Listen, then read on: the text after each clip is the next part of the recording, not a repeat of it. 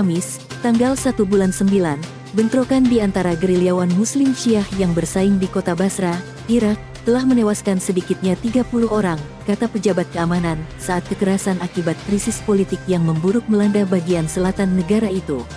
Kerusuhan dimulai dengan 2 hari pertempuran jalanan yang intens di Baghdad awal pekan ini, yang terburuk yang pernah dialami ibu kota Irak selama bertahun-tahun.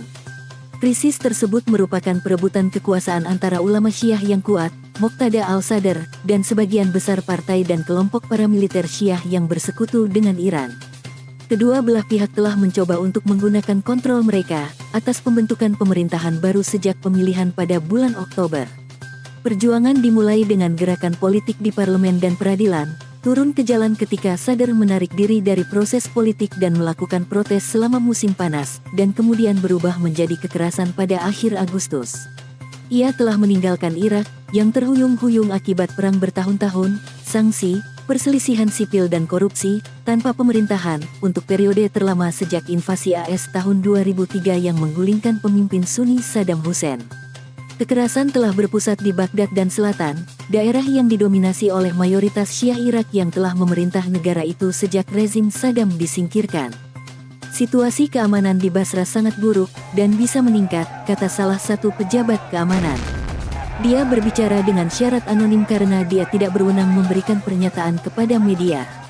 Kedua pejabat keamanan di Basra, pusat penghasil minyak utama Irak, mengatakan bentrokan paling mematikan terjadi semalam di pusat kota. 2 dari mereka yang tewas adalah anggota milisi Brigadir Perdamaian Sadr, kata mereka. Pada Kamis pagi, orang-orang bersenjata menyerang gedung-gedung pemerintah di Basra, di mana pasukan keamanan dan kelompok paramiliter yang memiliki hubungan dengan Iran ditempatkan. Para pejabat tidak dapat segera mengidentifikasi orang-orang bersenjata yang menembaki gedung-gedung pemerintah, tetapi mengatakan mereka yakin mereka adalah pendukung Sadr. Pemimpin satu kelompok milisi yang didukung Iran, dan salah satu saingan utama Sadr, Qais al-Khazali, mengatakan dalam sebuah pernyataan bahwa dia memerintahkan semua kantor kelompoknya ditutup dan mendesak para pendukungnya untuk tidak membalas jika mereka diserang. Pendukung bersenjata Sadr telah menyerang kantor-kantor milik kelompok yang berpihak pada Iran dalam beberapa hari terakhir, kata pejabat keamanan.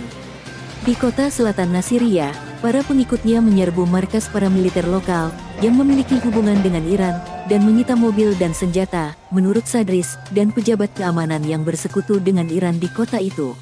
Di Baghdad pada hari Senin dan Selasa, pendukung bersenjata Sadr bertempur dengan pasukan keamanan dan orang-orang bersenjata yang bersekutu dengan Iran dalam bentrokan yang pecah beberapa jam setelah Sadr mengumumkan penarikan penuhnya dari kehidupan politik.